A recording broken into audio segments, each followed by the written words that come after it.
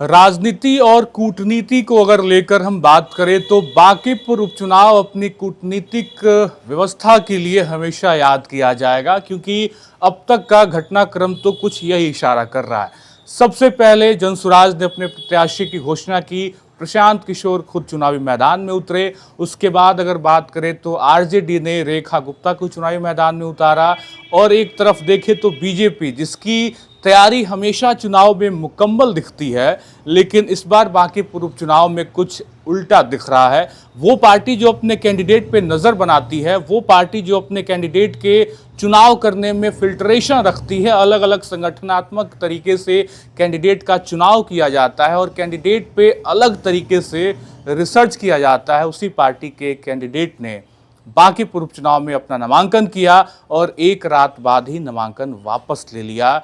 तो सवाल उठ रहा है कि आखिर बीजेपी जो हमेशा चुनावी मोड में रहती है, वो इस बार यानी बांकीपुर उपचुनाव में क्या हुआ ऐसा कि ये पार्टी अब भी अपने कैंडिडेट को लेकर सशक्त नहीं दिख रही है, मजबूत नहीं दिख रही है, और अभिषेक कुमार बंटी ने अपना नामांकन वापस ले लिया। तो नए उम्मीदवार कौन है, ये नाम और इस नाम का इतिहास यानी कि राजनीतिक यात्रा क्या है, इस पे बात करनी बहुत ज़रूरी है। तो अभिषेक कुमार बंटी के नामांकन वापस लेने के बाद एकदम फटाफट अंदाज में बीजेपी ने नीरज कुमार सिन्हा को अपना उम्मीदवार बनाया, और उसके बाद लगातार चर्चाएं तेज हो गई कि आखिर नीरज कुमार सिन्हा हैं कौन, इनकी राजनीतिक यात्रा क्या है, राजनीतिक पृष्ठभूमि क्या है, इस पे भी खूब चर्चा होने लगी है। तो सबसे बड़ा सवाल यह है कि आखिर बीजेपी ये बड़ी चूक ऐसे चुनाव में, जहां पे ये कहा जाता है कि बीजेपी के लिए सीट बहुत सुरक्षित है, 35-40 साल से इस सीट पे बीजेपी का दबदबा है, ऐसे में अभिषेक कुमार बंटी के बाद जो नए उम्मीदवार आए हैं नीरज कुमार सिन्हा, इनके बारे में आपको बता देते हैं। सबसे पहले इनके जन्म तिथि को लेकर ही चर्चा का बाजार गर्म है, और उनके बीजेपी ज्वाइन करने तक के यात्रा की बात कर लेते हैं। यानी कि 1 जुलाई 1994 को इनका जन्म होता है, 2006 में भाजपा के ये सदस्य बनते हैं। तो ये सवाल भी उठ रहा है लगातार सोशल मीडिया पे, इतनी जल्दबाजी क्या थी और इतने कम उम्र में भाजपा के ये सदस्य बन गए, ये भी अपने आप में बड़ा सवाल खड़ा कर रहा है। साथ ही साथ अगर बात करें तो बूथ अध्यक्ष रहे, मंडल महामंत्री भी रहे, जिला उपाध्यक्ष रहे और मंडल अध्यक्ष भी 2 बार रह चुके हैं। तो एक लंबी राजनीतिक विरासत और साथ साथ लंबी राजनीतिक यात्रा के साथ नीरज कुमार चुनावी मैदान में है। लेकिन बड़ा सवाल है कि इनकी राजनीतिक यात्रा में कुछ प्रमुख बिंदुएं हैं, उनको भी आपके बीच रखते हैं। नीरज कुमार सिन्हा ने भाजपा में जमीनी स्तर पर अपनी राजनीतिक यात्रा शुरू की थी। उन्हें बूथ अध्यक्ष, मंडल महामंत्री और युवा मोर्चा जिला अध्यक्ष जैसी बड़ी जिम्मेवारियों पे काम करने का एक लंबा अनुभव भी रहा है, और इसके अलावा 2 बार मंडल अध्यक्ष भी रह चुके हैं। उम्मीदवार घोषित होने से पहले भी वो मंडल अध्यक्ष के रूप में ही सक्रिय रहे थे। पार्टी संगठन में लगातार सक्रियता के कारण उनकी अलग पहचान बनी। भाजपा ने इसी पहचान और इसी अनुभव पे भरोसा जताया। साथ साथ परिवार की अगर बात कर ले तो परिवार का जो नाता रहा है वो जनसंघ और भाजपा से लंबे समय से रहा। बात करें तो नीरज कुमार सिन्हा का परिवार लंबे समय से भाजपा की विचारधारा से जुड़ा रहा। उनके चाचा नरेंद्र भारती जनसंघ के दौर से सक्रिय कार्यकर्ता थे। वर्ष 1994 में उनके निधन के बाद उनके नाम पर मंडल का नाम रखा गया। वर्तमान में नीरज कुमार सिन्हा उसी नरेंद्र भारती मंडल से जुड़े रहे हैं।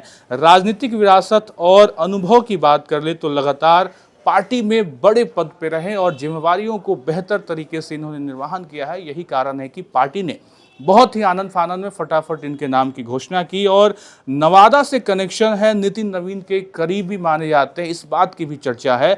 नीरज कुमार सिन्हा मूल रूप से नवादा जिले से जुड़े बताए जाते हैं। यहाँ बिहार सरकार के पूर्व मंत्री और बांकीपुर के पूर्व विधायक नितिन नवीन का गृह जिला है, और साथ साथ राजनीतिक गलियारों में नितिन नवीन और नीरज कुमार सिन्हा के करीब होने की बात है। करीबी नेताओं के बीच कहा जा रहा है कि नितिन नवीन के काफ़ी खासे माने जाते हैं, और भाजपा ने आधिकारिक तौर पे एक फैसला, मतलब कह सकते हैं कि जब नामांकन वापस लिया अभिषेक बंटी ने, तो तुरंत इनके नाम की घोषणा कर दी। कास्ट समीकरण और युवा चेहरा, ये जो 2 फैक्टर है इस सीट को लेकर, इसी को साधने की बीजेपी की पूरी कोशिश भी है। बांकीपुर विधानसभा क्षेत्र को कास्ट बहुल सीट माना जाता है। पूर्व विधायक नितिन नवीन भी इसी समुदाय से आते थे, नीरज कुमार सिन्हा भी कायस्थ समाज से जुड़े हैं। तो ऐसे में भाजपा की जो रणनीति है वो इस जाति को साधने की और साथ साथ एक युवा चेहरा, लगातार युवा की राजनीति और प्रशांत किशोर अलग अलग तरीके से कितने बड़े मुद्दे उठाते हैं युवाओं को लेकर, रोजगार को लेकर। तो प्रशांत किशोर से जब सीधा मुकाबला है तो ऐसे में ये दो बड़े फैक्टर कहीं ना कहीं बहुत जरूरी थे बीजेपी के लिए भी। ऐसे में जब एक प्रत्याशी ने अपना नामांकन वापस ले लिया, बीजेपी की सोशल मीडिया और पूरे जमीनी स्तर पे जब कहीं ना कहीं बदनामी होने लगी, तो इन सब के बीच एक युवा चेहरा और कास्ट फैक्टर दोनों को मद्देनजर रखते हुए बीजेपी ने नए नाम की अनाउंसमेंट की और हमने पूरा डेटा बताया आपको कि आखिर नीरज कुमार सिन्हा कौन है, राजनीतिक सफर क्या है, परिवार का जुड़ाव राजनीति से कैसा रहा और साथ साथ नितिन नवीन के करीबी बताए जाते हैं, नवादा से आते हैं और युवा चेहरा है। तो देखना होगा ये टक्कर बड़े मजेदार तरीके से।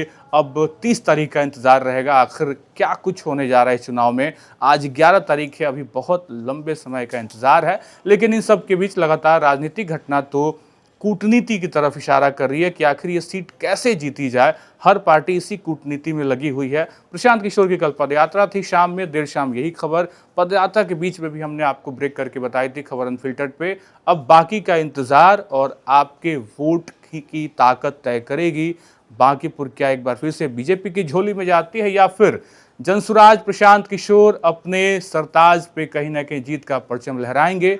और आरजेडी की स्थिति क्या है, लगातार हम पब्लिक ओपिनियन कर रहे हैं, आप उनको भी देखिए। फिलहाल इस वीडियो में इतना ही। आप बने रहे खबर अनफिल्टर्ड के साथ। बहुत बहुत शुक्रिया।